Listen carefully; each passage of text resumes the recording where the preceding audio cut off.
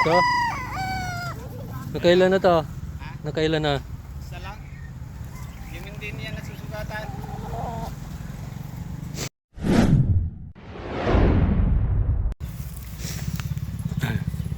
Yun, wala mang balda yun. Okay, ang ano na pakpak na. Oo, walang balda yun. Kasi kinuha lang ng one fly laban nun. Ilang taon na yon? Isang lubon, bull stag. Ngayon.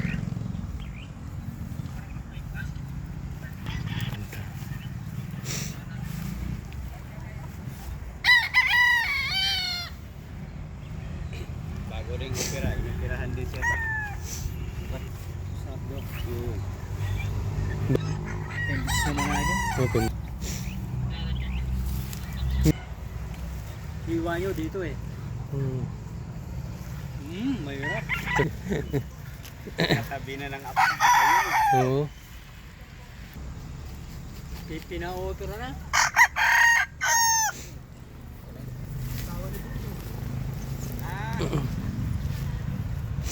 Yan o, ang ganda ng manok.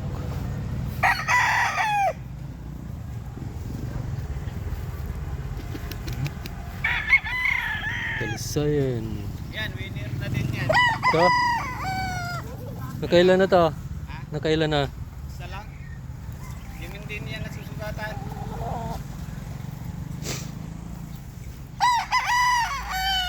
Ito bata pa no? Bata pa yan. Ang laki. Kulang yan. Ha? Yan yung tinatawag na pumpkin. Dalawa yan, pinatay ko diyan oh. Kinayas ko diyan oh. Pinatay, tinamaan ng ulo. Pumpkin ang lahi. Oh, pumpkin yan. Diyan oh, kinayas ko yung kapatid niyan. Diyan. Ito? Oh, pinalo yan. Patay. Naulo. Patay yung isa? Oh, Kapatid? dalawa yan eh. Kapatid niya? Oh. Ah, ito ang nakapatay mismo.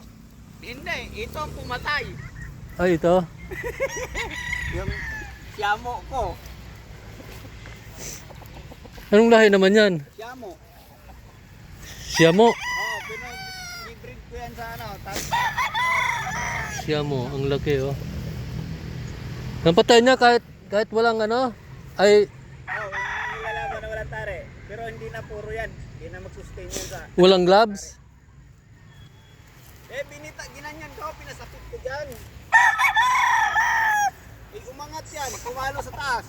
Putak na ulo pala. Sayang no? Laki pa, ganyan kalaki yan oh. Ayan na lang natira. Dito naglalaban to dong? Kunti na lang. Buti yan. Ito, nanalo na to. Wala pa yan. Kapatid niyan. Kapatid niyan eh. Tapos yung iba dyan ay binita. Kapatid dito nang. Nanalo ng kapatid niyan. Bininta ko yung mga kapatid niyan eh. Ito. Yan na lang yung iniwan ko kasi sabi ng pagkapatid ko kunin daw niya.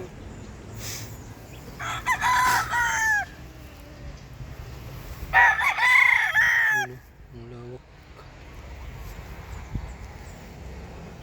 Kailan ka uwi? Siguro, hindi ko alam mo. Baka iniisip ko, baka February na siguro tapusan.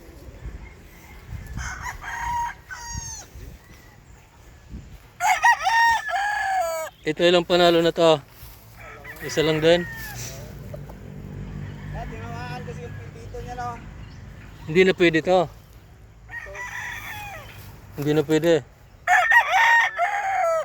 Walahi na lang no. Oh, ayun, ang daming lahi yan ay. Yung itim dyan.